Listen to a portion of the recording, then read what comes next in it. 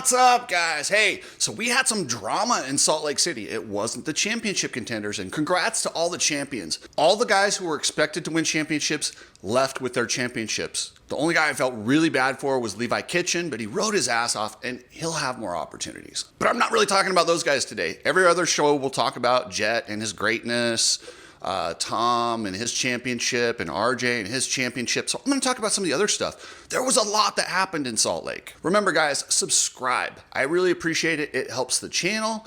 And yeah, if you've been unsubscribed without you doing it, please resubscribe. I would appreciate it, guys. So without further ado, let's get into this. You need people like me so you can point your fucking fingers and say, that's the bad guy. Jason Anderson back at it with the Lawrence brother. Not Jet this time. This time it's Hunter. They went at it. And while I like aggressive racing, Hunter crossed the line. Now, Anderson's racing. This race means so much to him. I'm pretty sure he's got a bonus in his contract if he's top 3 in the points, and I know he has podium bonuses for every race. It means a lot to him. It makes a lot of money. We're talking maybe 6 figures if he gets 3rd in the points and 3rd on the night, which he had in the reach. So, I mean, he made a really aggressive move on Hunter. I don't think it was over the line. Hunter obviously did. He came in there after the whoops, but if you watch it really close, he kind of slides the front. I don't know that he necessarily wanted to hit Hunter like he did, but also at the same time, Hunter's got to be aware that Anderson's coming underneath him and maybe check up, stand it up, but he forgot who he was racing. Sometimes, you know, you get a guy where you trust. If you're racing Eli Tomac and he runs it in like that, he's not going to send you over the berm. Anderson, Barcia, some of these guys, they just will. That's how they race. They've raced like that their whole careers. You know, Hunter's got to be a little bit aware of that. So he gets punted off the track and he's pissed. So he slows down, waits to get lapped. Meanwhile, Anderson's riding his ass off, caught Cooper Webb, and he's trying to pass Cooper Webb for the podium. And Hunter just straight waits for him and smashes him off the track. A lap down. That's the problem. That's the key right there. You cannot retaliate on a guy from a lap down. There's a race going on. You're not in it. The last time we saw something like this happen in an AMA Supercross was Justin Bogle taking out Justin Barcia in San Diego.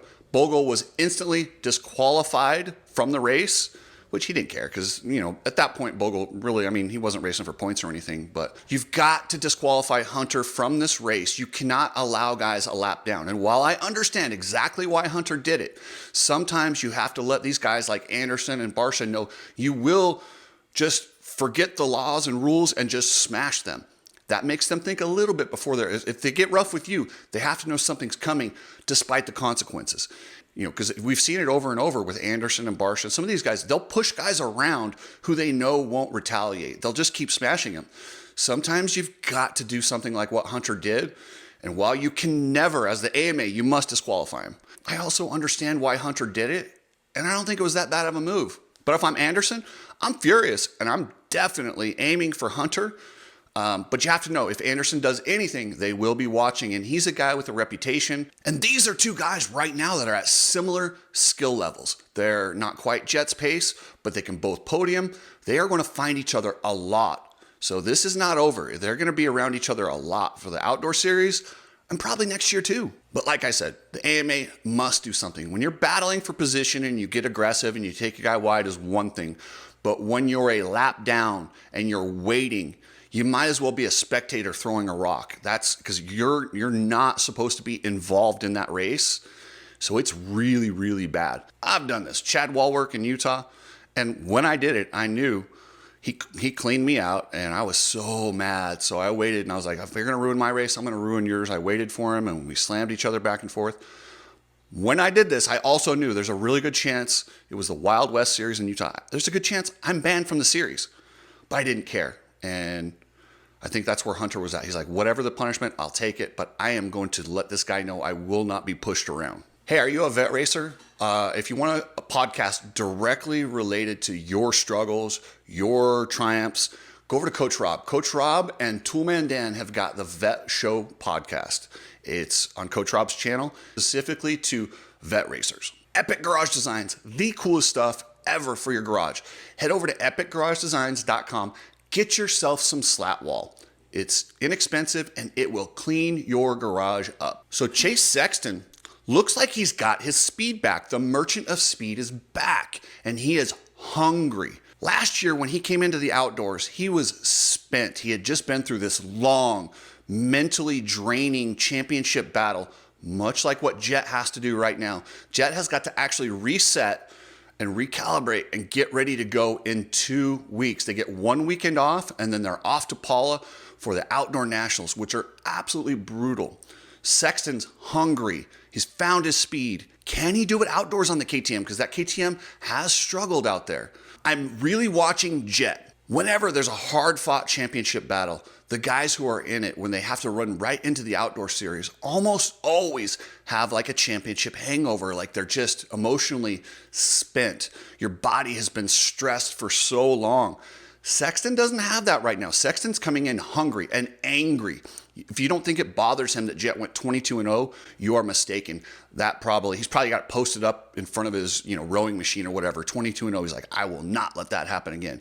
And he will not. Chase will do whatever it takes to make sure that he might lose this championship, but he will not go down without a serious effort to shut down Jet.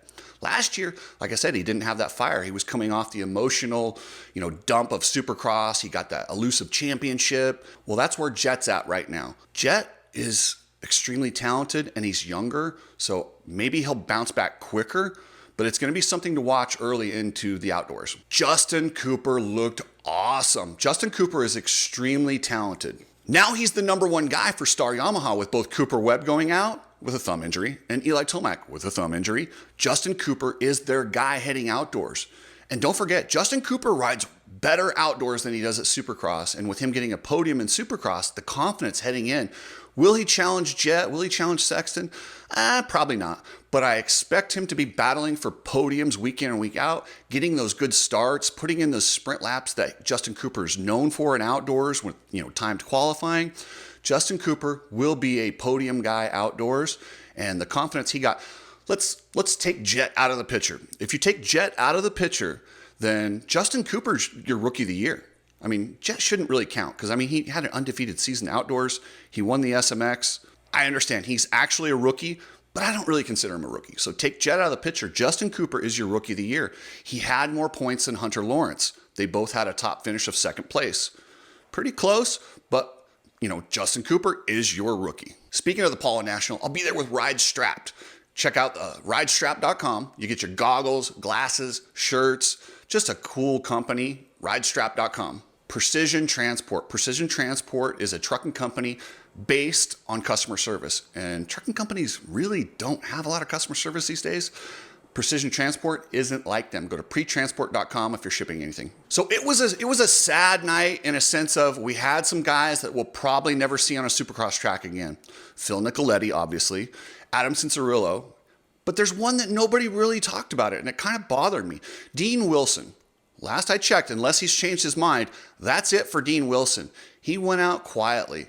But he's a great guy. He's a great ambassador for the sport. He's really good on social media. And the guy has an outdoor national championship. He's got many Supercross wins in the 250 class, and he's had a lot of podiums in the 450 class. Dean Wilson, the sport's better when Dean Wilson's around. And I don't know what he's going to do afterward or if he will change his mind, and I won't hold him to it. If he wants to change his mind and keep racing, good on Dean Wilson. Do it as long as you can make money and as long as you enjoy it. I say stay out there forever. Your athletic window in sports in general is it's small.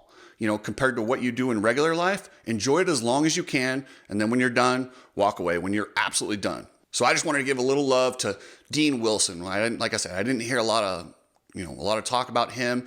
They didn't even have him at the press conference with Phil Nicoletti and Adam Cincerillo. And I feel like Dean's a guy that deserved that. And I think that was overlooked by a lot of people. And Adam Cincerillo, his retirement is it's really sad because this is a guy who came into the 450 class so fast, almost won his first race. He looked for sure to win, and now he's having to retire not because he wants to, but because his body won't cooperate. But that might end up being a good thing for us, the fans, because if he can displace Ricky Carmichael in that booth, I will celebrate I'll say this, if they put Adam Cincerillo in there, I don't care what he says. I will not critique him. I'm tired of Ricky saying the dumb things that he says.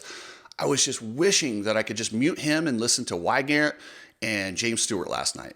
Thank goodness that James Stewart's doing the outdoors, hopefully without Ricky. I hope Ricky can stay out of there as much as possible because we don't want him. And he's just an idiot. I've never heard anybody use more adjectives to say nothing. He never ever commits to anything. He's always in his opinion.